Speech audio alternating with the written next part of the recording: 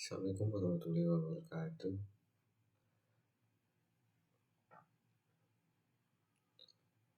Perkenalkan, saya Muhammad Rafiq Nasution dari kelas 04 TPLP 05. Dan di video ini saya akan mempresentasikan salah satu topik penting dalam data mining, yaitu analisis pola belanja dengan algoritma a priori. Tujuan dari video ini adalah untuk menunjukkan bagaimana kita bisa menemukan hubungan antara produk yang sering dibeli dalam sebuah data transaksi. Teknik ini sangat membantu di era yang modern ini, seperti di toko online, swalayan, maupun di sistem produk yang lainnya. Saya akan menjelaskan sedikit alur kerjanya secara bertahap, mulai dari data transaksi hingga dari data transaksi, proses konversi data, hingga bagaimana algoritma a priori digunakan untuk menemukan aturan asosiasi. Di akhir video ini saya juga akan membahas hasilnya dan bagaimana kita bisa mengambil insight dari data tersebut. Langsung saja kita mulai. Di sini ada perintah pip install merge extend. Ini pip ini untuk menginstal extension agar bisa mengarang semua perintah yang ada di sini.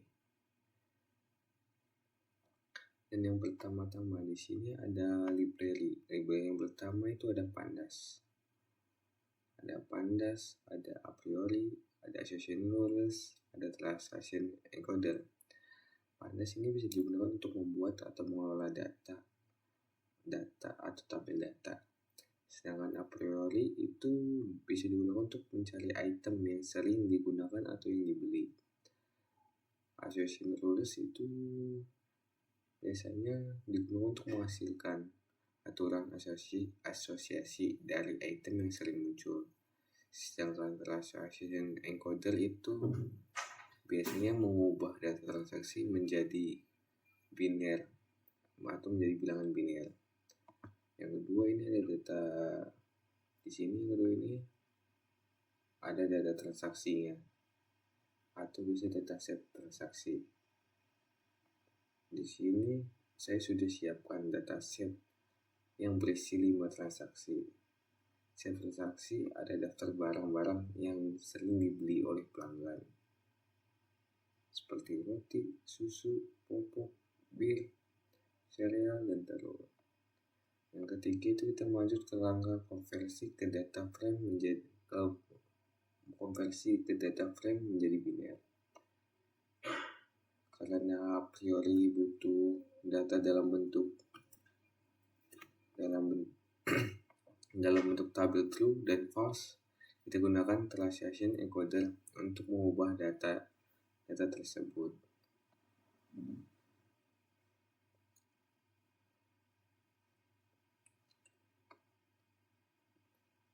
Terus di sini akan menghasilkan outputnya adalah tabel di mana kolom menunjukkan nama produk dan isinya true jika produk itu dibeli dalam transaksi tersebut, seperti ini.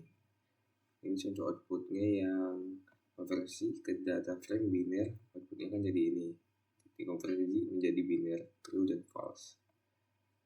Langkah selanjutnya kita akan mengeksplorasi fungsi Python seperti deal dan help. Deal bisa digunakan untuk melihat metode dan atribut, sedangkan help di sini digunakan untuk mengetahui dokumentasi dari fungsi tersebut. Terus kita akan menjalankan algoritma priori-nya.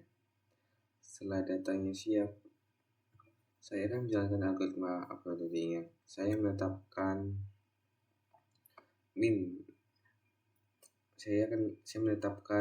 support di sini nih sebesar 0,5. Artinya item yang saya harus muncul minimal 50%. Transaksi itu akan dianggap signifikan. Terus yang terakhir saya akan membuat aturan asosiasinya. Setelah kombinasi dari semua itu, kombinasi semua item yang sering muncul, saya akan membuat aturan asosiasinya menggunakan fungsi association rules. Saya di sini menggunakan memakai matrix leaf dan min threshold 1. Terus di sini ada output ini, output dari kode yang saya run. Output yang muncul pada tabel yang menunjukkan hubungan antar produk ini, contohnya jika antecedent adalah bir dan quotient-nya adalah popok. Artinya pelanggan yang beli bir cenderung juga beli popok. Di sini confident ini menunjukkan persentase dan div ini di atas 1 menandakan hubungan antara kedua ini atau popok dan bir ini sangat kuat. Jadi kesimpulannya, dengan algoritma a priori yang saya buat ini, saya menemukan pola belanja yang bermanfaat untuk rekomendasi produk atau pengaturan untuk rak di toko, supaya apa barang yang sering dibeli bisa tersusun di rak yang depan. Contohnya, karena banyak orang yang beli popok dan bir bersamaan, maka bisa ditaruh berdekatan agar meningkatkan penjualan income bagi toko tersebut. Terima kasih sudah menonton. Semoga bermanfaat. Kurang lebihnya mohon maaf. Waalaikumsalam warahmatullahi wabarakatuh. Assalamualaikum warahmatullahi wabarakatuh. Perkenalkan, nama saya Fikri Ananda. Saya dari kelas 04 TPLP 025 dari Prodi Teknik Informatika. Nah, di video kali ini saya akan membahas topik yang sangat menarik banget nih. Apa sih topiknya? Jadi topik yang bakal saya bahas itu terkait dengan K-means clustering. K-means clustering ini salah satu algoritma paling populer di dunia machine learning, guys. Tapi di sini saya di sini tidak akan menggunakan data numerik biasa kayak umur atau gaji ya yang berbentuk angka gitu. Tapi di sini saya ingin mengelompokkan pelanggan berdasarkan barang yang mereka beli gitu. Jadi kayak gini, kalau kalian pernah belanja terus mikir, kok saya kayaknya suka beli barang yang sama terus ya. Nah, jadi ini algoritmanya yang bisa bantu mengenali pola itu. Sebelum masuk ke sesi pengkodean, saya di sini akan sedikit menjelaskan dulu apa itu K-means clustering. Jadi K-means adalah algoritma yang digunakan untuk mengelompokkan data ke dalam beberapa grup atau yang bisa disebut cluster berdasarkan kemiripannya gitu. Bayangin nih, kalian punya sekumpulan pelanggan dan kalian ingin tahu nih siapa yang sering beli sarapan, siapa yang suka belanja bulanan, siapa yang hanya beli barang tertentu doang gitu. Nah, si K-means ini akan membantu kita untuk menemukan pola tersebut secara otomatis. Lanjut ke sesi pengkodean. Di sini yang pertama yang harus dilakukan adalah kalian menginstal ML Extend. Ini fungsinya untuk memperlancar proses pengkodean kita nantinya. Lanjut ke step pertama ya. Di sini udah jelas kita harus mengimport beberapa library ya. Yang pertama di sini ada pandas. Pertama ada pandas di sini. Apa sih fungsinya pandas di library ini? Nah, jadi si pandas itu buat ngelola dan nampilin data table. Kemudian ada K-means, ini udah jelas kita import soalnya ini kan algoritma clustering yang bakal kita pakai nih di sini. Kemudian ada standar scaler. Standar scaler ini untuk menormalkan atau menormalisasikan data biar nggak bias gitu, biar nggak apa ya gitulah. Terus transaction encoder. Nah, ini tuh fungsinya untuk mengubah data belanja jadi format true or false. Bolehan ya. Jadi datanya nanti true or false. Terus ada PCA. PCA serta Matplotlib ini ya untuk buat ngebantu visualisasi gambar gitu dalam bentuk 2 dimensi. Kita lanjut ke tahap selanjutnya. Di sini terlihat seperti di video. Di sini saya sudah menyiapkan dataset ya. Dataset transaksi pelanggan. Nah, di mana di sini itu ada 5 pelanggan nih. Setiap list memiliki satu transaksi barang apa saja yang mereka beli waktu itu. Misalkan di pertama pelanggan membeli roti dan susu doang. Kemudian pelanggan kedua membeli keempat barang ini dan seterusnya. Kemudian kita lanjut ke sesi encode ke format biner ya, step ketiga. Jadi ini tuh hasilnya bakal kayak gini nih. Yang tadi buayan itu. Nah, hasilnya akan menjadi seperti ini. Kayak akan menghasilkan true dan false. Keterangannya di sini true, yaitu true itu barang dibeli. Kalau false barang tidak dibeli. Format ini penting banget. Biar apa? Biar komputer itu bisa ngebaca dan menghitung hubungan antara produk dengan mudah gitu. Lanjut ke sesi menormalisasikan data ya. Kenapa produk seperti roti mungkin sering muncul? Jadi kita langsung nih klaster tanpa normalisasi ya. Hasilnya bias-bias. Jadi kita harus menormalisasikan, bikin semua fitur barang punya bobot yang adil. Ini kayak bikin semua pemain di lapangan yang datar gitu lah intinya. Terus kelima ada step clustering dengan Keymeans. Nah, jadi ini tuh kayak kita nyuruh ke Keymeans gitu. Tolong bagi data ini menjadi 2 kelompok atau 2 clustering berdasarkan belanjanya, tingkat kemiripannya gitu. Nah, hasilnya akan menjadi seperti ini, guys. Terlihat di baris ke-1 ini klasternya 1. Baris ke-3 klasternya 1 dan seterusnya 1. Kenapa? Karena gini. Terlihat di baris pertama yang dibeli adalah susu dan roti.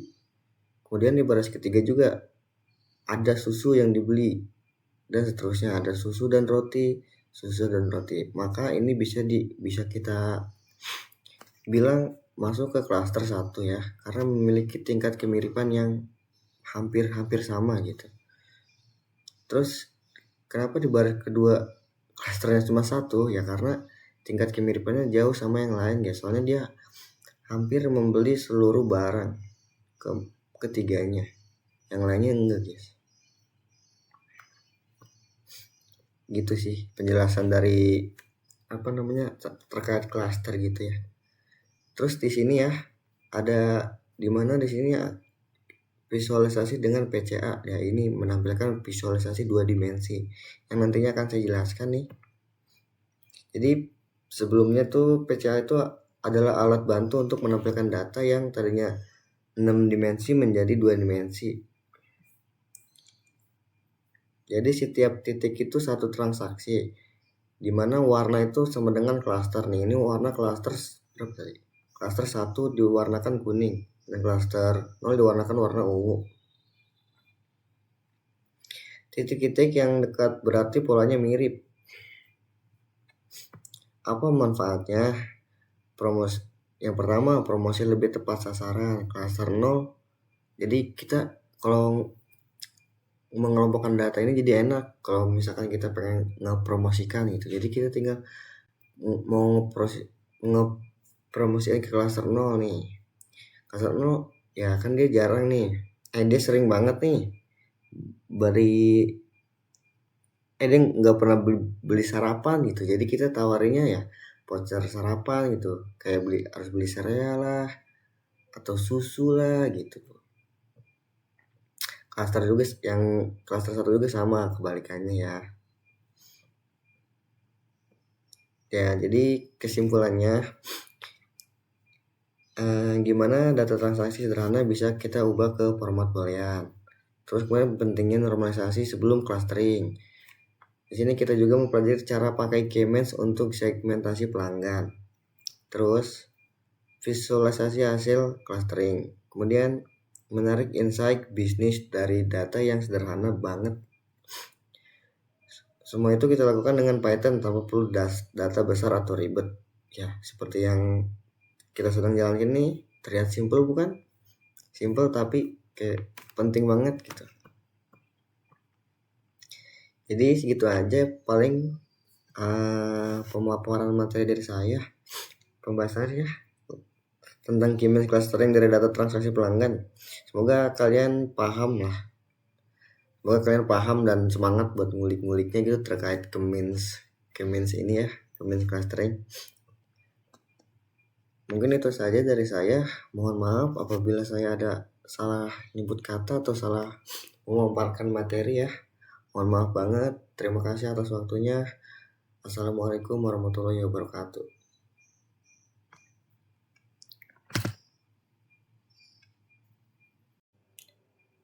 Assalamualaikum.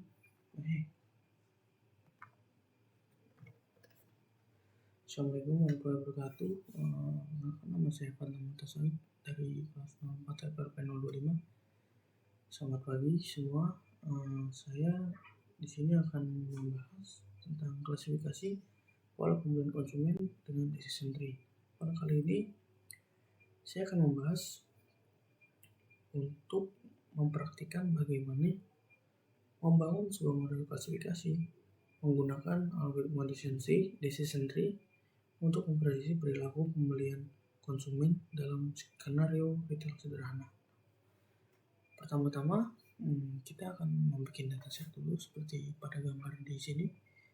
Datasetnya itu ada roti, susu, pupuk, bir, telur, serta sereal. Nah,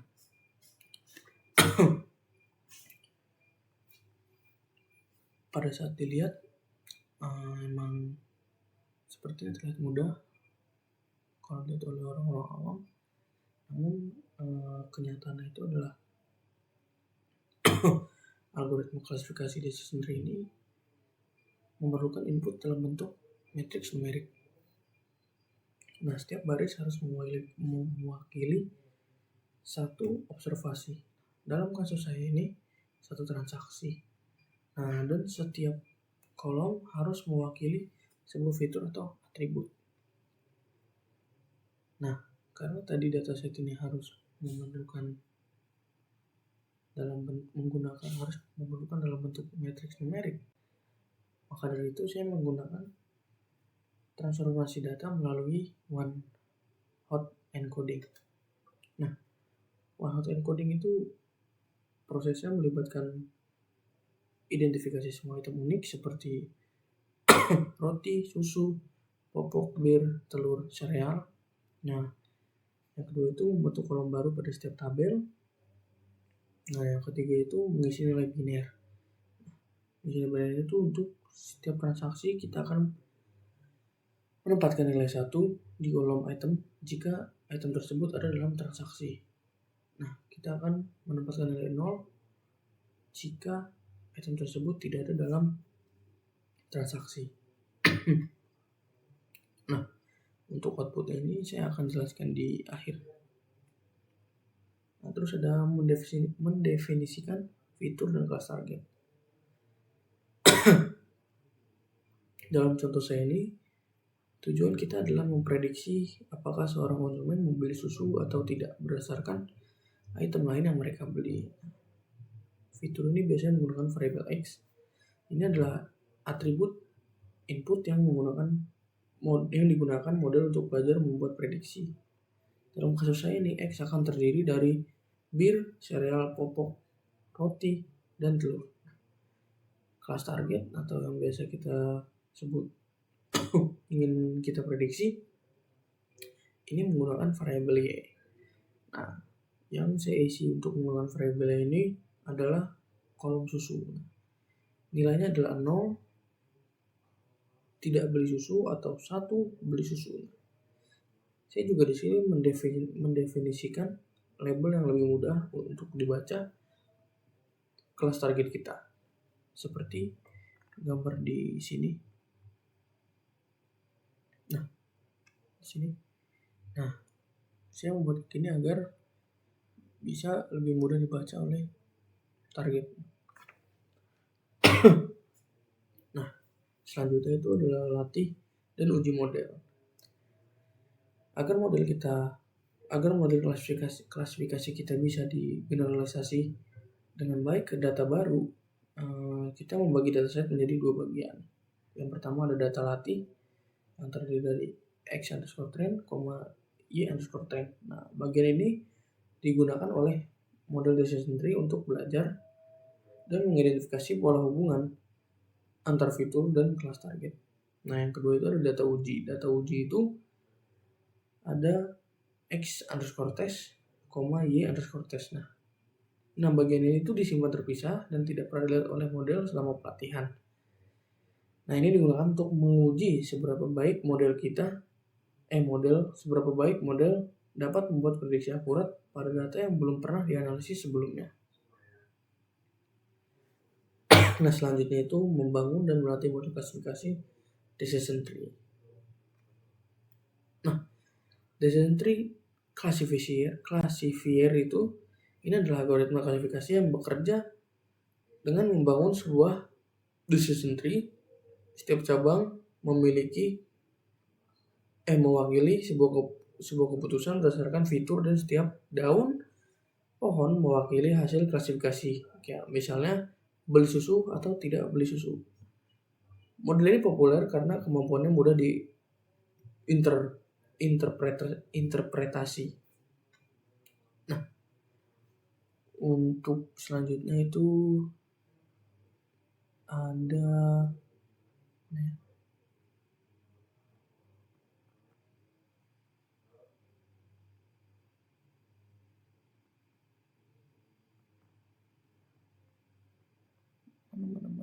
ini. Nah, untuk selanjutnya itu ada max_depth sama dengan 3. Nah, max depth ini adalah parameter yang membatasi kedalaman pohon decision tree menjadi maksimum 3 tingkat. Hal ini penting. Nah, ini penting untuk mencegah overfitting dan kemudahan interpretasi. Selanjutnya itu ada clf.fit. Nah, clf.fit x_trend min y_trend. clf.fit ini adalah langkah pelatihan model decision tree menganalisis x_trend dan y_trend untuk menemukan pola dan aturan terbaik yang dapat memisahkan target. Nah, kalau di sini ada y_predict sama dengan clf.predict x_test. Nah, itu setelah dilatih, model itu digunakan untuk membuat prediksi pada x_test, yaitu pada data yang belum pernah dilihat sebelumnya. Hasil prediksi ini akan disimpan dalam variabel y_predict ini. Nah, lanjut itu ada evaluasi performa model klasifikasi. Setelah model membuat prediksi, selanjutnya adalah mengevaluasi seberapa baik performa klasifikasinya. Untuk output ini saya akan menjelaskannya di akhir.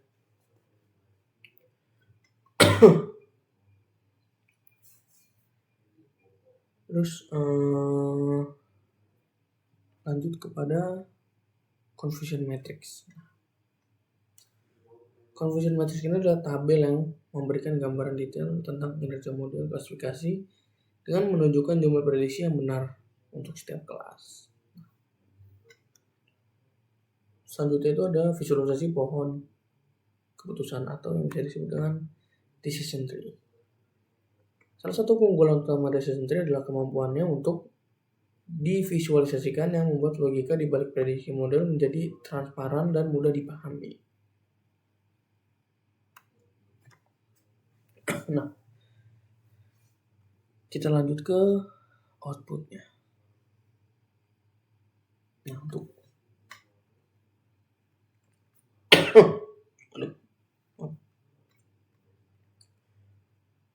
output di atas ini adalah dataset yang telah diubah ke one hot encoding atau dengan matriks numerik. Dataset tersebut telah diubah ke dalam bentuk dataset matriks numerik. Nah, setiap baris ini diidentifikasi dengan indeks 0 hingga 4. Sekarang mempresentasikan satu transaksi belanja. Nah, setiap kolom bir sereal popok roti susu telur mempresentasikan keberadaan sebuah item dalam transaksi tersebut. Nah, setiap kolom ini.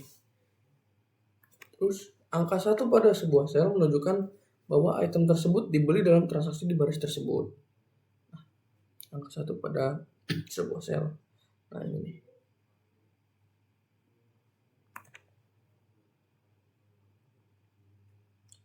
Dan angka 0 pada sebuah sel menunjukkan bahwa item tersebut tidak dibeli dalam transaksi di baris tersebut. Aduh, sorry. Kaki saya kesemutan soalnya. Nah, ini nih.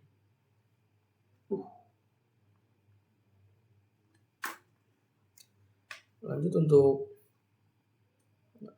untuk output selanjutnya itu adalah laporan klasifikasi. Untuk laporan klasifikasi ini adalah memberikan gambaran umum tentang performa model untuk setiap kelas, tidak beli susu dan beli susu. Precision mengukur proporsi prediktif positif yang benar. Nah, di sini precision ini itu adalah mengukur proporsi prediktif positif yang benar.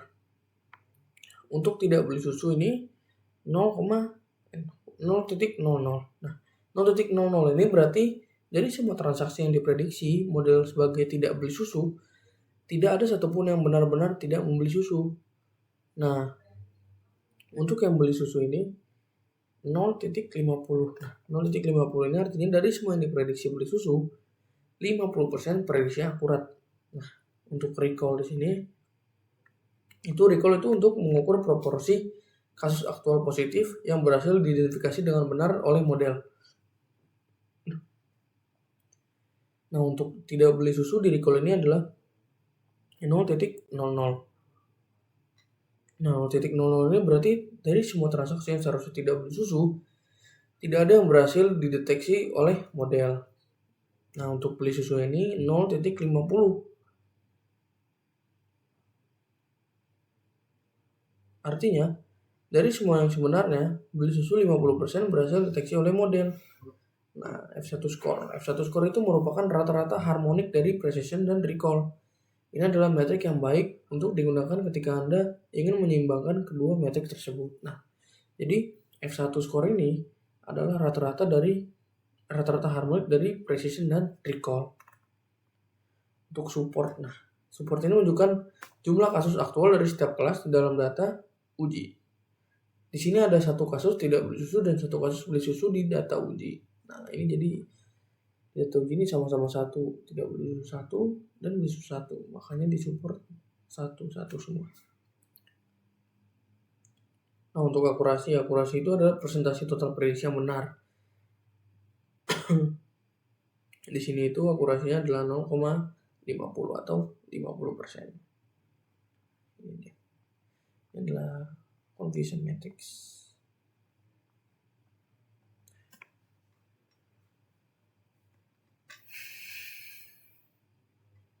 Nah, confusion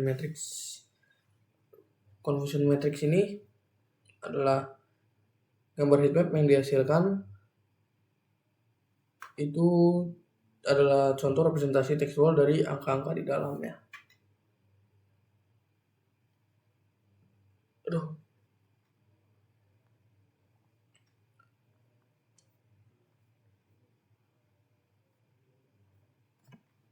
Yang terakhir itu ada visualisasi pohon keputusan decision tree. Nah, pada penjelasan visualisasi ini, setiap kotak atau node akan merepresentasikan sebuah keputusan atau sebuah kondisi. Nah, baris pertama itu kondisi atau pertanyaan, misalnya kayak popok kurang dari sama dengan 0,5. Nah, ini adalah aturan keputusan karena fitur biner 0 atau 1 popok sama 0.5. Nah, secara efektif bertanya apakah item popok itu tidak dibeli karena nilainya 0. Nah, jika kondisi true atau iya, ikuti panah atau cabang ke kiri. Nah, jika kondisi false, ikuti panah atau cabang ke kanan. Jadi,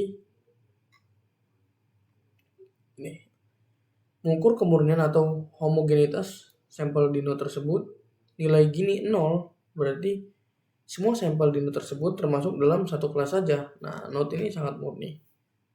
Semakin tinggi nilai gini, semakin banyak campuran kelas dino tersebut. Nah, makanya di sini nilai gininya adalah 0.0. Nah, samples itu menunjukkan jumlah transaksi. Nah, sampel itu menunjukkan sebuah transaksi yang mencapai node ini. Jumlah transaksinya itu ada 3. Nah, untuk value itu menampilkan sebuah distribusi kelas di node ini. Contohnya kayak value sama dengan XY, berarti ada transaksi X, ada X transaksi tidak beli susu dan dia transaksi beli susu di node ini. Nah, untuk kelas menunjukkan kelas mayoritas di node ini adalah hasil prediksi jika transaksi berakhir di node ini. Nah, warna node yang lebih gelap biasanya menunjukkan kemurnian yang lebih tinggi dominasi satu kelas. Interpretasi untuk dataset ini, nah, karena membatasi max underscore depth sama dengan 3, nah, decision tree yang Anda lihat akan relatif sederhana. Nah, model akan memulai dengan sebuah pertanyaan tentang salah satu fitur, misalnya kayak apakah roti terbalik kiri 0,5 atau yang biasa dibilang dengan true. Nah, berikutnya itu dengan berdasarkan jawaban tersebut, model akan mengarahkan transaksi ke cabang berikutnya dengan pertanyaan baru tentang fitur lain. Nah, hingga akhirnya mencapai sebuah keputusan klasifikasi apakah transaksi tersebut cenderung tidak beli susu atau beli susu. Nah, begitu saja presentasi dari saya. Masih banyak kurangnya, saya mohon maaf, tapi sebisa mungkin saya akan belajar lagi dari apa yang saya sudah dapat ini. Terima kasih semuanya. Assalamualaikum warahmatullahi wabarakatuh.